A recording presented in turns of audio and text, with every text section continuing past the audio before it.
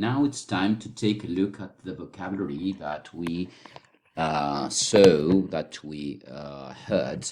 in the listening tests that we worked on before. So, movers vocabulary, test 1 for the listening parts 1, 2, and 3 that we worked on before. So,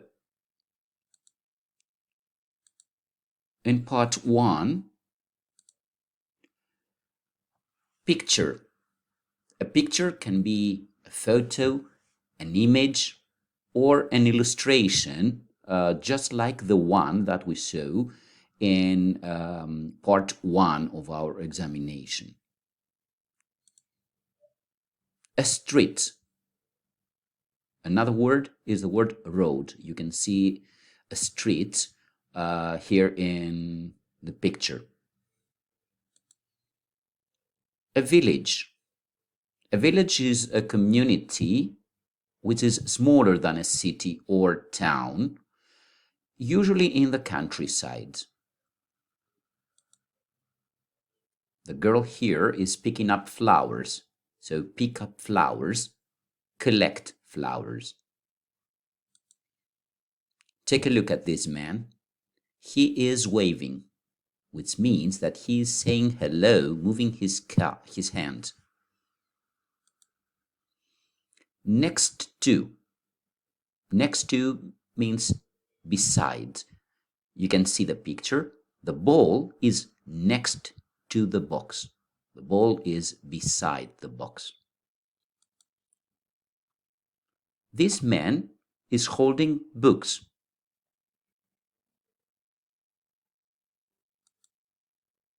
Take a look at the woman. She's got curly hair. She hasn't got straight hair, just like this. She's got curly hair. Take a look at Goofy. He's carrying a cake, which means that he is holding it and he is taking it somewhere. That was some vocabulary that we came across in part 1. Let's now proceed to part 2. What you can see here is a sports class. So a sports class is a lesson that has to do with some sport or gymnastics or taking exercise. Take a look at Santa Claus now. We know that Santa Claus brings presents to children every Christmas. So bring means take something to someone. This is a sweater. Another word for sweater is a jumper, and the word that we use here in our language, the word pullover. This is a towel. We use a towel when we have water all over our face or our body, when we are wet. That was the vocabulary for part 2. Now, let's move on to the vocabulary of part 3. Well, this is a shopping center, a place with many shops, like the mall. That's a library. A library is a building where they have lots of books, and you can borrow books. You can get books from there, but then you have to take them back. This is a train station. It's a terminal, in other words. This is where we get on or get off a train. A playground. I'm sure that you all know it. You have spent lots and lots of hours in playgrounds.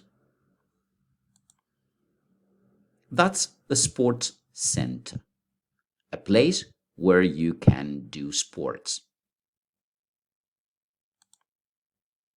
Take a look at the boy. He's practicing. He's practicing scoring goals. He's training to learn how to score goals. Finally, I want you to take a look at these two examples. Take a look at the two children. What are they doing? They're doing their homework. So this boy says, I do my homework every day.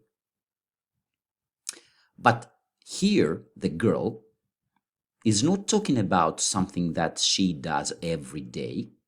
So she uses something different here.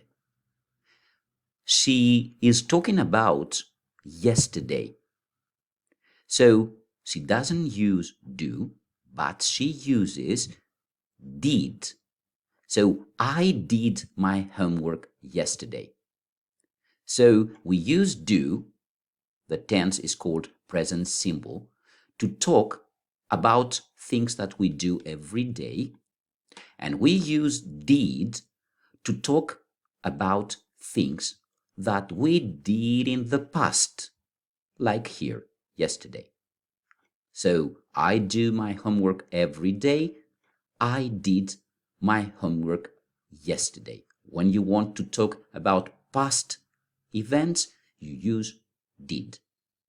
All right? So that's all for now. See you next time. Bye.